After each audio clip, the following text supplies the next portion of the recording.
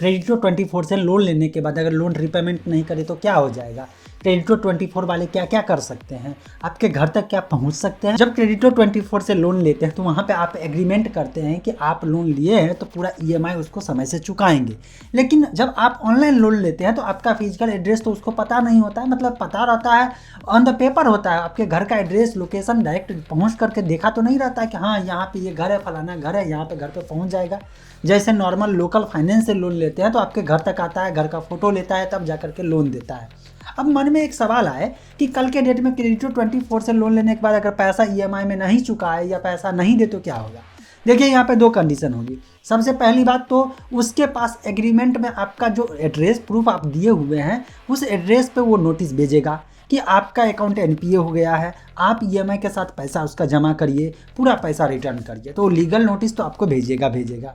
अगर अमाउंट चूँकि ज़्यादा तो देगा नहीं, 40,000 तक देता है, तो ये मान के चलता है कि इसमें से लोग जो है लोन लेकर के भाग भी सकते हैं, तो इसीलिए तो उसका रेट ऑफ इंटरेस्ट हाई होता है। लेकिन एक काम वो कर देगा जो भविष्य में आपको बहुत दिक्कत हो जाएगा। अब आप कहेंगे भाई क्या कर सकता है, मैक्सिमम क्या करेगा, मैक्सिमम वो कॉल करवाएगा।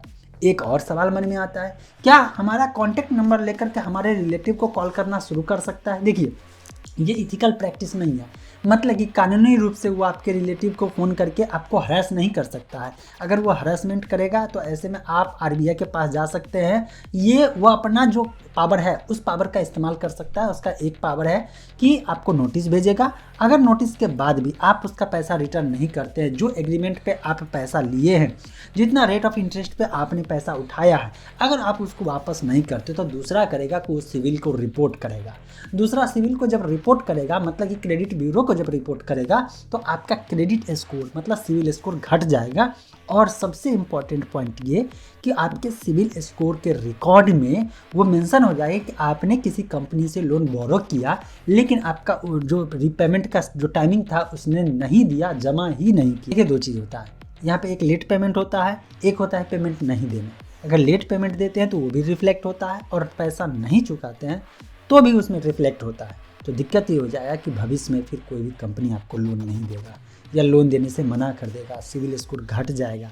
तो अगर भविष्य में आपको कोई काम नहीं करना है, किसी से पैसा नहीं लेना है, तब जाके दिमाग में सोचने तो चलेगा। लेकिन याद रखिए भविष्य में आपको आपका रिश्तेदार, आपका रिलेटिव, आपके घर वाले पैसा दे ना दे, लेकिन सिविल स्कोर बढ़िया रहेगा तो ये कंपनी वाले जिस समय मुसीबत पड़ेगा, जिस समय इमरजेंसी पड़ेगा, उस समय यही पैसा दे देगा, भले रेट ऑफ इंटरेस्ट ज़्यादा हो, लेकिन आपका काम नहीं रुकेगा, आपका काम हो जाएगा। तो ये दिमाग से उतार दीजिए कि किसी भी कंपनी का रीपेमेंट नहीं देना है, या किसी से पैसा लिए तो उसको नहीं चुकाना है। हाँ, किसी कारणवश नहीं दे पाए अलग मुद्दा है। अब किसी कारणवश होता है कि मन में इच्छा है लेकिन उसका इनकम नहीं है, किसी कारण से नहीं दे पा रहा है, तब जाकर के वो बैंक वाले हो गया या जो कंपनी है जो एनबीएफसी, वो आपको तो एड्रेस पे जो है वहाँ पे नोटिस भेज देगा, कहेगा कि इसको पैसे को समझ दीजिए। तो एक ऑप्शन वहाँ पे बचता है आपके पास। अगर रीपेमेंट करने में दिक्कत आ रही है, डायरेक्ट कस्टमर केयर से बात करिए, जिस कंपनी से भी आप लोन लेते हैं, और सेटलमेंट की बात कर लीजिए। देखिए सेटलमेंट का एक साइड इफेक्ट भी है। अगर एक बार किसी से लोन सेटलमेंट कर दिए